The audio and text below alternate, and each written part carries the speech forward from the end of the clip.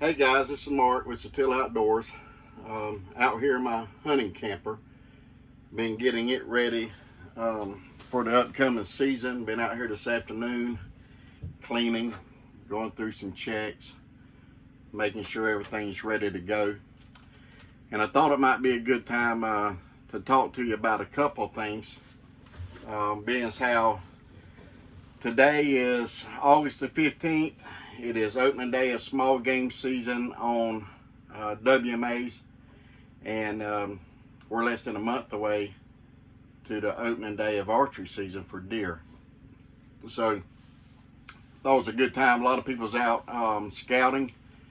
I know I've been out scouting a good bit, even all through the summer, putting out trail cameras,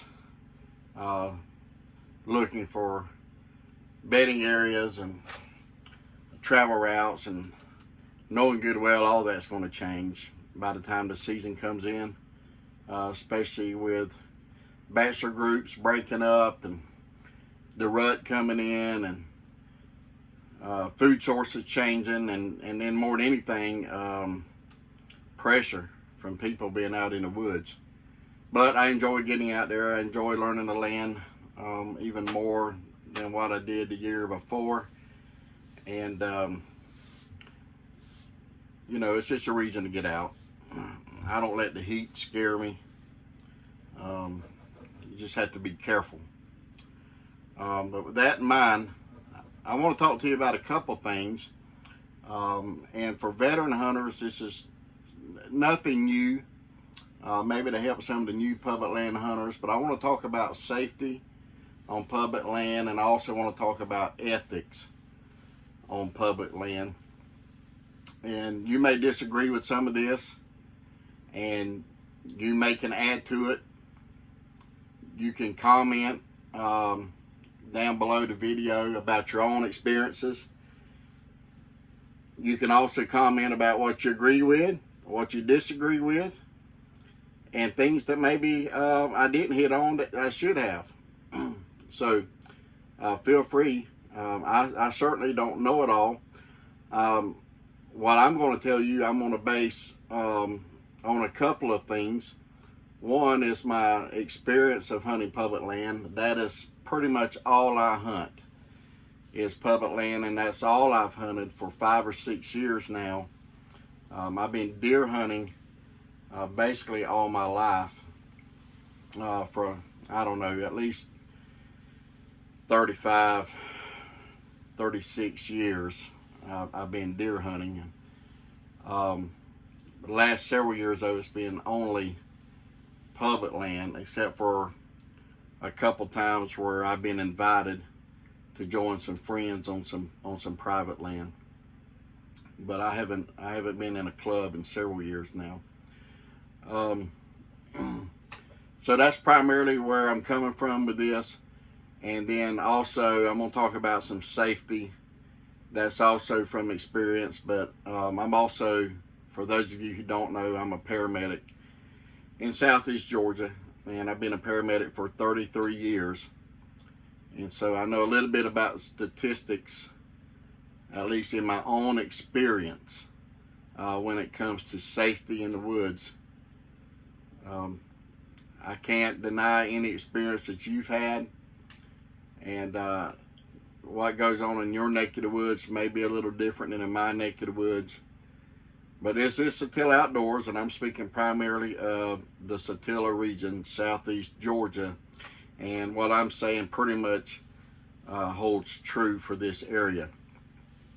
So when it comes to safety on public land, I'm going to tell you, if you don't know, the #1 cause of injury on public land and in private land and any other hunting land is tree stand accidents. By far, tree stand accidents. It's not shootings. It's not accidental shootings. It's not snake bites. We'll talk about those things in a minute, but the by far, tree stands is the #1 cause of injury. 95%, and that's a statistic from, I believe, the CDC. But 95% of the hunting accidents involving tree stands could have been prevented had the hunter been wearing a safety harness. And I tell you, I hunt with a lot of experienced hunters, and several of them 50, 60, 70 years old, and they don't hunt with a harness, and they'll go up 30 feet in a climber with not any kind of thought about needing a harness, because I guess because they feel it's constricting, they don't wear one. And they've gone 40, 50, 60 years of hunting without any kind of incident. So they've got this false sense of security. When it happens, it's going to be bad. You don't want to fall out of a tree stand and hit the ground. You don't want to fall out of a tree stand and hit a limb below. You don't want to fall out of a tree stand and hit one of the steps that you climbed up on if you used a ladder, you know, sticks or spikes or something like that, and gut yourself. The main problem with falling is spinal cord injury and head injury. You know, that's just common sense. You don't want to. Nobody wants to fall from that elevation, and people who don't wear a harness just believes that, you know, it's not going to happen to them.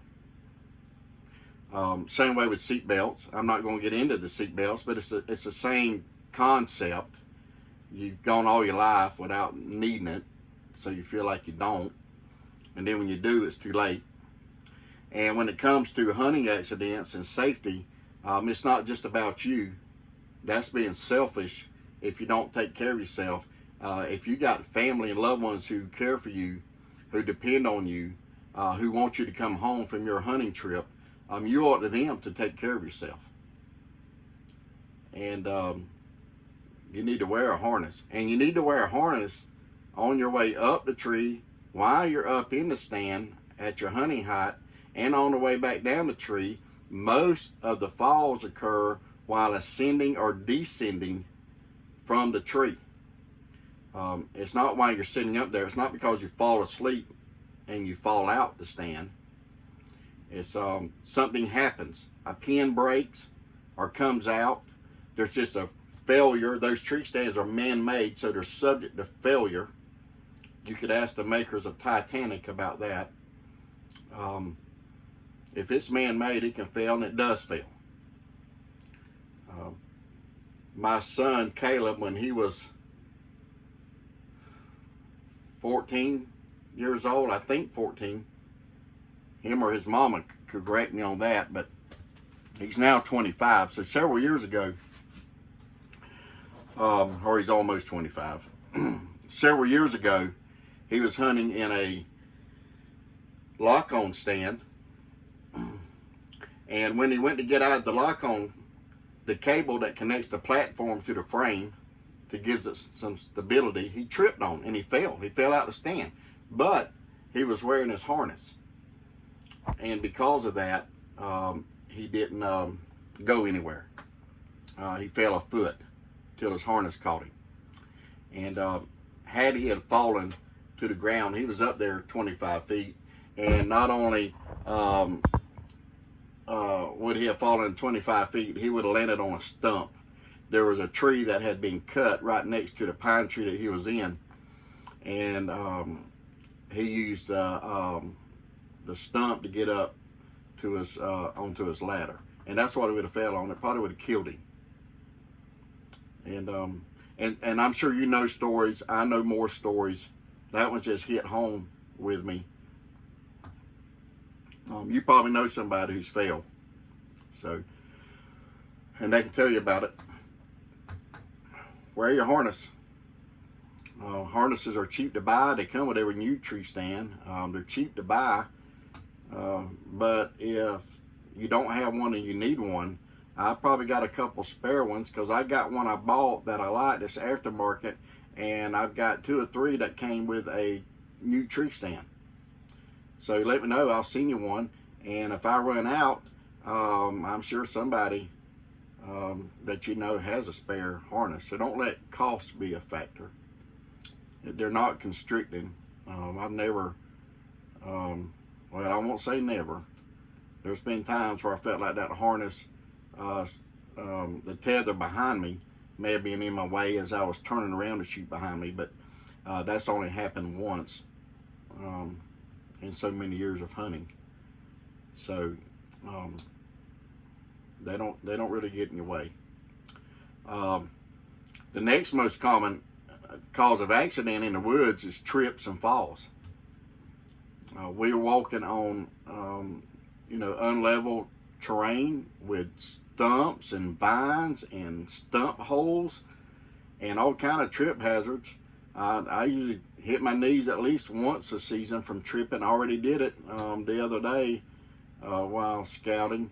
So far I haven't been injured from tripping, but it could certainly happen, and it does happen to people, and it could happen to any of us. So the moral of the story there is just be careful.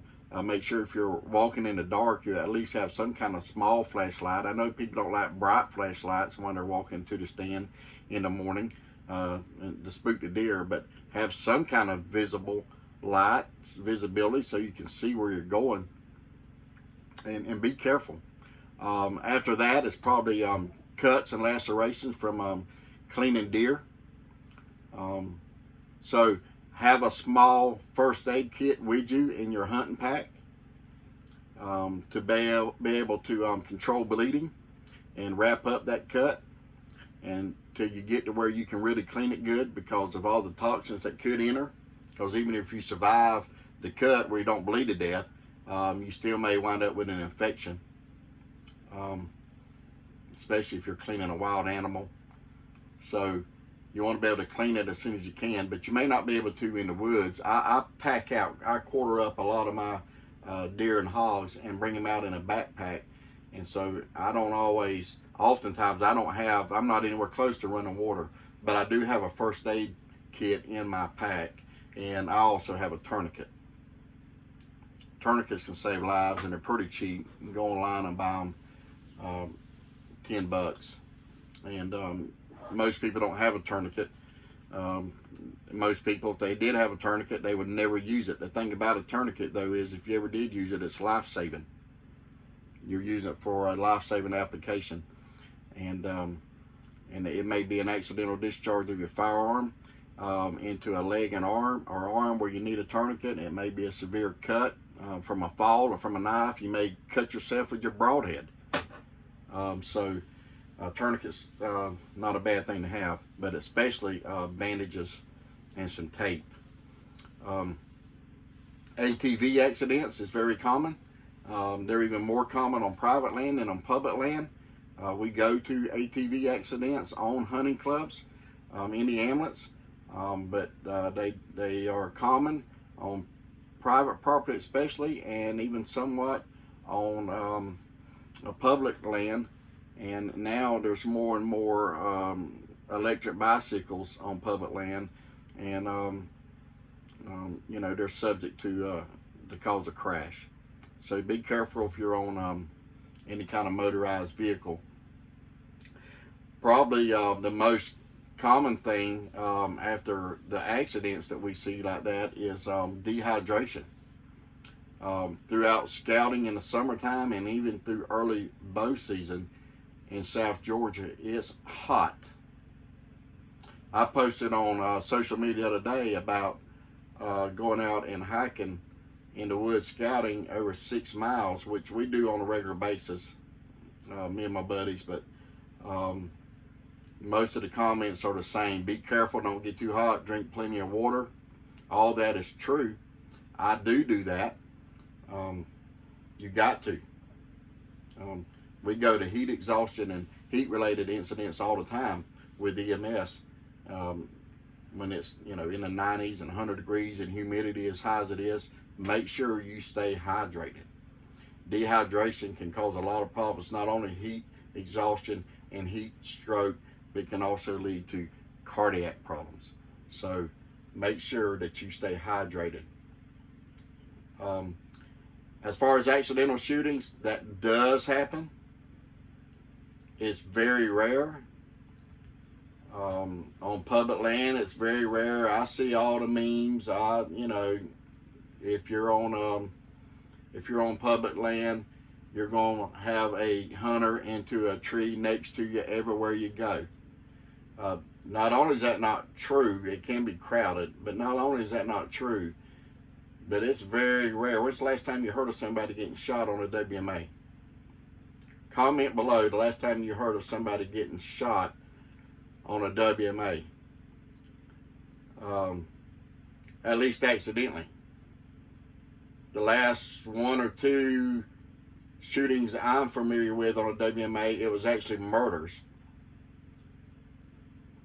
So it was intentional, but accidental, from a hunting aspect, very rare. And when it does happen, it's always preventable.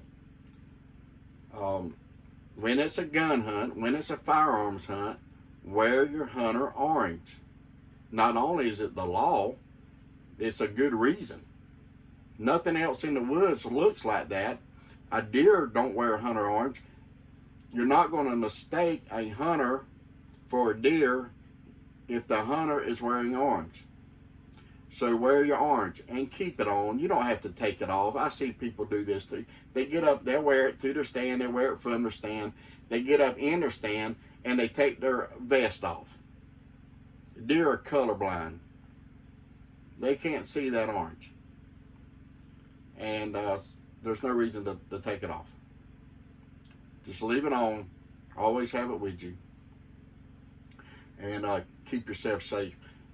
Be careful. If you're putting your gun back into your truck loaded, which is not a safe practice, be very careful when you grab that gun and pull it out your back seat or wherever it's at back there. If you got a partner, a hunting partner on the other side who's doing the same thing, you got that barrel pointed down the seat towards the other person on the other side, and you could accidentally pull the trigger and shoot them if you did not unload that gun. So, very preventable. Unload your gun. Be careful around other people. When you load your gun, make sure your gun's pointed in a safe direction. I've known of at least a couple of incidents where the gun discharged while the gun was being loaded. And both times, fortunately, the barrel was pointed in a safe direction. So be careful loading your gun. Snake bites. Snake bites happen. I'm not going to tell you snake bites don't happen. If those of you who know me know I don't kill snakes. I walk right past a rattlesnake, water moccasin. I don't kill it. I'll take a picture of it and go on about my way. I'm not naive when it comes to snake bites. We have snake bites in South Georgia. They do happen. Most all of them happen because the person, the victim of the snake bite, was either trying to kill the snake or capture the snake. Neither one's a safe practice. You see a snake, just go around it. He's not going to chase you down and kill you. If you're not sure if it's venomous, and they are venomous, not poisonous. If you're not sure if they're venomous, then avoid it. I mean, I'm always catching rat snakes and taking pics of them, but I know a rat snake from a cottonmouth. So just avoid them if you're not sure what it is, and if you know it's venomous, just avoid it. If you do happen to get bit, and of all the snake bites I have worked a couple where the victim did not know that the snake was there. Total accident. And when that happens, you couldn't avoid it. The best thing to do, get away from the snake and call 911. You don't have to kill the snake for identification. You're just taking a chance on getting bit again. Describe the snake the best you can, but when the paramedics get there and when you get to the ER, I mean, between how you describe the snake, the look of the snake bite, the blood work involved, the type of snake that it is, it's going to become apparent. We have 3 types of pit vipers, which are, they secrete a hemotoxin. They work on the circulatory system, and we have one snake that works on the nervous system. That's the coral snake. We don't ever see coral snake bites. You have to work at getting bit by a coral snake. There's only been 1 reported death of a coral snake in the United States in the last 50 years. Most deaths, if you get to the hospital, most deaths from a snake occur because the person was allergic to the venom. They had an anaphylactic reaction. It wasn't because of the venom itself. But the venom can make you very sick in the meantime. So call for help. Don't cut, don't suck, don't constrict. Those are 3 bad things to do when it comes to treating a snake bite. When you cut that snake bite, you're setting yourself up for an infection. You're really not doing yourself any good.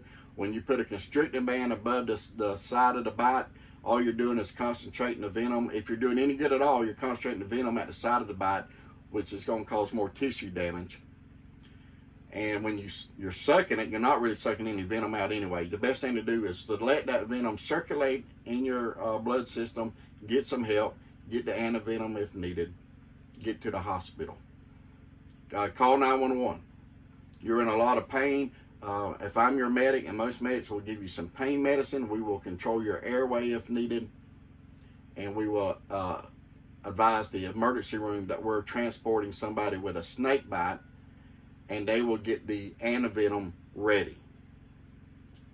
So don't run back to your truck and make a dangerous drive to the emergency room. Just call 911. Remain seated, resting if you can.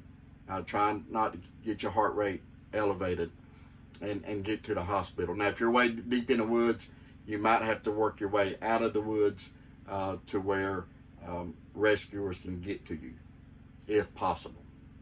Now, another thing is to always keep your cell phone with you. Growing up, we didn't have cell phones. Most of you that's older than me, you spent most of your hunting career without a cell phone. You don't have to have a cell phone to have a successful hunt.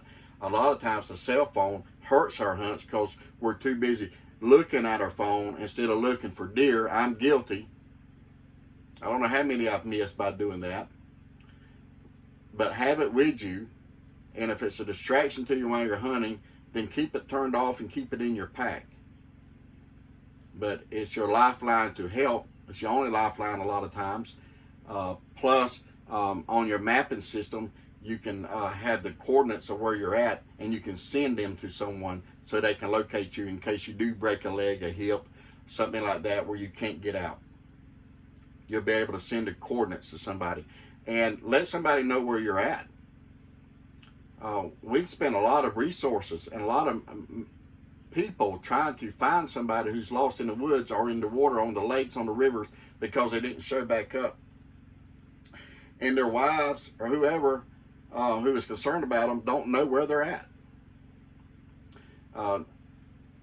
My wife don't have that too much to worry about, I don't think, because I let her know when I'm back in my truck. But not only that, she's able to track me on my phone. She can look at my phone and know where I'm at as long as I got my phone with me. Plus, I've got buddies who know where I'm at. So if my wife can't, if she's not physically able to come look for me, and she's not, she can call for help, and she can call 1 or 2 of my hunting buddies, and if they know the WMA I'm at, they probably have a good idea of where I'm at. It's a good system. I'm now 53 years old. I'm not a spring chicken anymore. I know, and one of my best friends passed away when, you know, his emergency condition started when he was hunting on a WMA, and he later died at the hospital. He's only 52. And as far as anybody knew, including him, he was in good health. So You know, don't be stupid. Be safe. Take precautions. Let somebody know where you're at. And my wife knows where I'm at when I'm scouting because of the phone deal I was telling you about.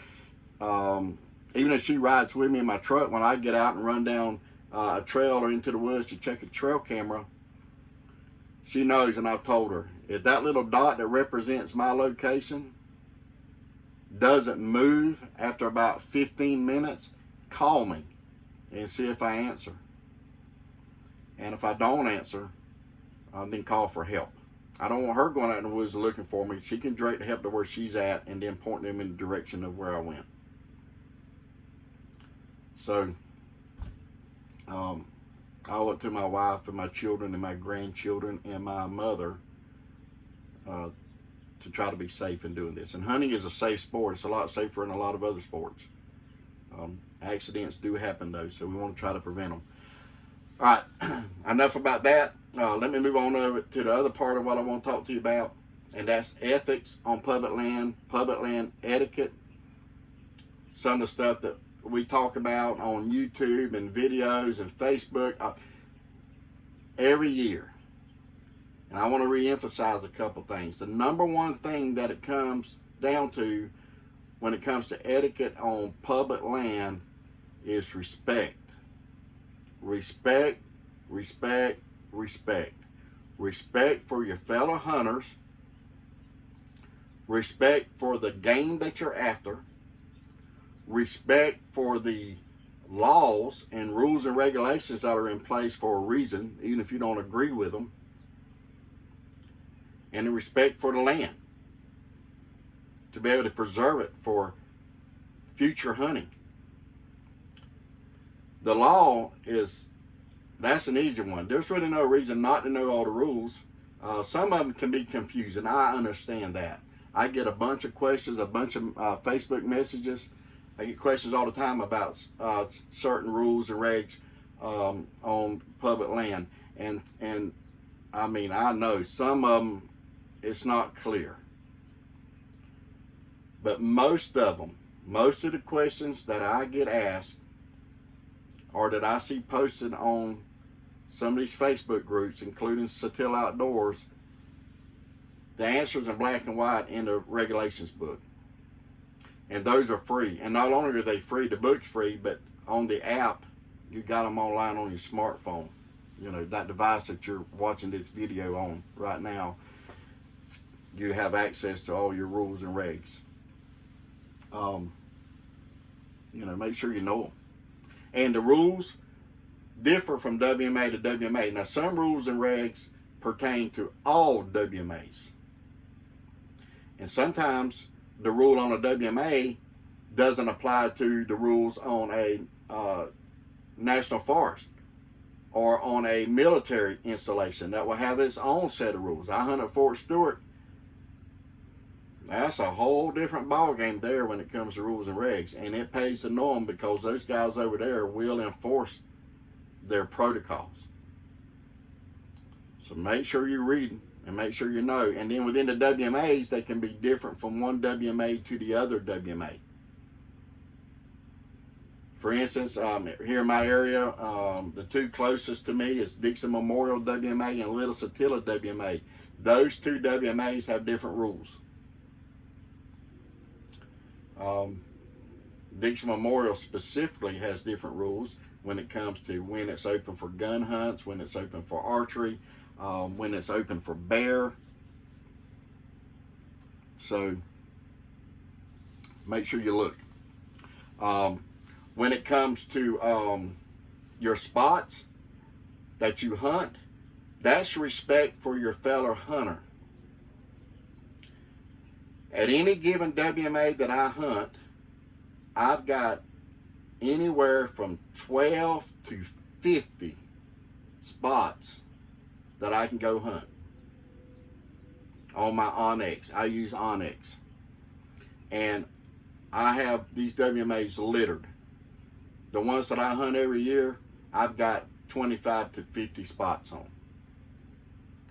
on. The ones that I go to on a more infrequent basis, I've got still several. The reason is I'm headed to my spot to hunt, and there's a truck parked there at the gate or in the walking area, there's a very good chance what I'm probably going to do is go on to another spot. Ain't no big deal. I've had to do that several times, and I wind up killing a deer at the backup spot. I don't set my sights on one spot. That's the reason I won't leave my tree climber in a spot overnight. Not only to reduce the chances of it spooking deer with that scent on the ground at ground level, but because what if there's somebody going to beat me in there the next morning? I've got to go in there and get my climber. So I bring my climber out each time. And then I go into another spot if there's somebody that's beat me there. If there's somebody at the gate, I'm going to go on 99% of the time. So why not 100% of the time? I do have an exception to that. When that walk-in area, that access area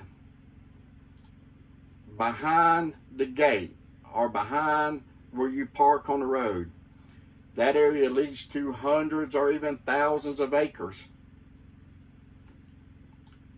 I may go on in because there's a very good chance that I'm not going to be hunting anywhere near you.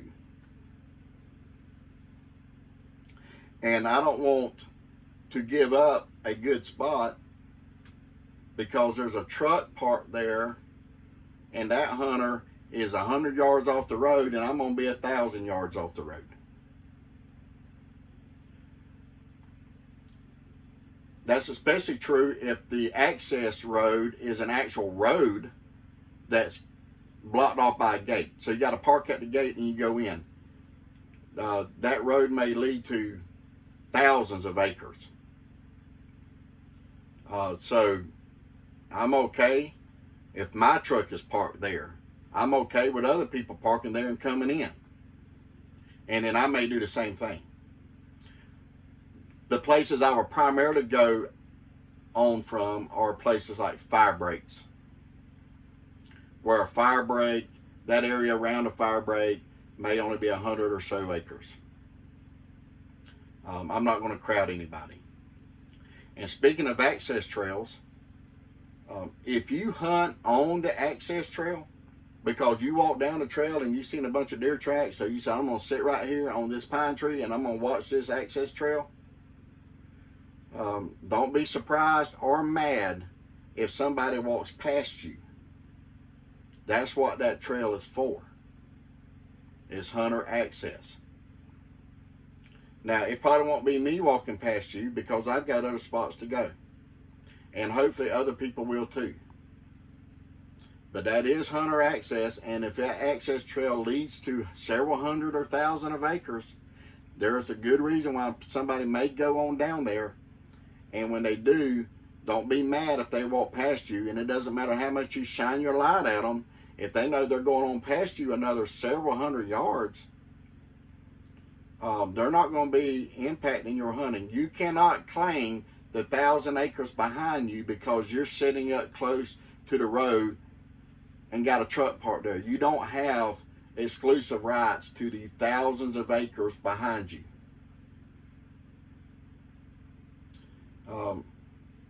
If you're in a small area like I said, a fire break, yeah, somebody should go on. They shouldn't stop there.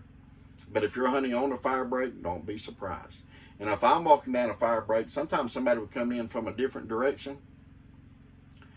and I didn't know they were in there, or maybe they were dropped off. Like I may have a hunt buddy with me and I drop him off and I go into a spot and there's no truck there to mark where he's at. If I come in on somebody and they shine their flashlight at me to let me know they're there, or I see their orange if it's daylight, then more likely I'm going to turn around and leave and go back the other way. That may not happen if I know that I'm going several hundred yards past you.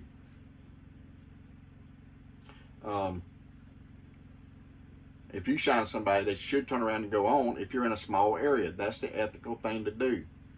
However, if there's 1,000 acres behind you, they may go right on past you. Now, what's really unethical is for somebody to come up and sit next to you, anywhere close to you, because they've got that spot picked out, or they've already got their stand there.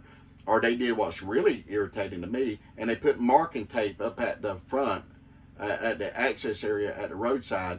They marked it up and they put dates on it, or paper plates, or whatever people do, trying to claim that, hey, I'm in here, this is my spot. Now, if your truck's there and it's a small area, I'm going on. But if I'm the first one there, you're not there, the ribbon's not going to stop me. The only thing I ask is that when you come in, you turn around, you go somewhere else, because you don't have exclusive rights to that area. I also wish people would take their ribbons down. That's litter. I can't stand the trash in the woods. Just take it back with you. Have backup spots. Don't hunt close to each other. Take your marking tape with you if you even put it out. There's no reason for marking tape when you have a GPS, either a handheld GPS or smartphone with a mapping program on it, where you can lay down a track. And you don't need to blaze your trail with marking tape. Another thing I want to talk to you about that I rarely see mentioned on any videos is WMA campground etiquette. I camp at a lot of the WMAs, and during the bonus hunts, these campgrounds can get very crowded. It's respect for other hunters, guys. It's supposed to be generators off at 10 o'clock. Please turn your generators off at 10 o'clock. If you got a medical device where you require a generator, at least try to park a long ways away from the other campers. I personally wish, and I even submitted to DNR a couple years ago, that there'd be a separate campground for campers who want to use generators. And then everybody in that campground can run generators all night long, and I mean, you're all the same. And then people in the other campground don't have it to worry about. When we start bow season, we start these first few camps, it's going to be hot outside. I understand the need for and the desire for air conditioning. But my neighbors have a right to peace and quiet during bedtime hours, especially when you're getting up at 4 or 5 o'clock in the morning anyway. Also, be respectful when it comes to sitting around your campfire and joking and cutting up all night. That's a lot of fun, but when it's time to go to bed, people keep it down so people can get some sleep. Not everybody's going to stay up to midnight around the campfire. Some people it's got hunting on their mind and getting up at early hours and wants to go and not have to be bothered with yelling and cutting a fool at midnight. So please keep it down. And one other thing about when it comes to public land, campgrounds, is be respectful where you park your camper.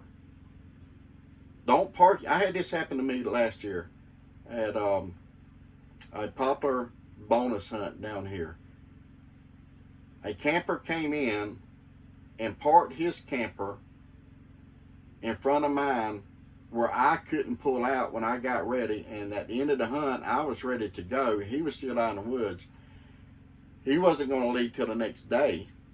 I'm leaving Saturday night. He's not going to leave till Sunday. He finally shows up 2 hours later after I do, and I'm packed up and ready to go. And he's got to take down everything he's got set up. His tents, grill set he had in the way, everything that he had in his way, so that he can move his fifth wheel out of the way so I can pull my little camper out and get to the house. He shouldn't have parked it there. I wouldn't do somebody that way. You shouldn't do somebody that way. Be respectful of other people. I'm going to let you go. This video's been longer than what I thought it would be. Please comment your thoughts, whether you agree, disagree, or if you want to add to it. I appreciate it. I hope you have a productive season, that you're safe, that it's enjoyable. I wish you much success. However you define success, it's not always about killing a big buck.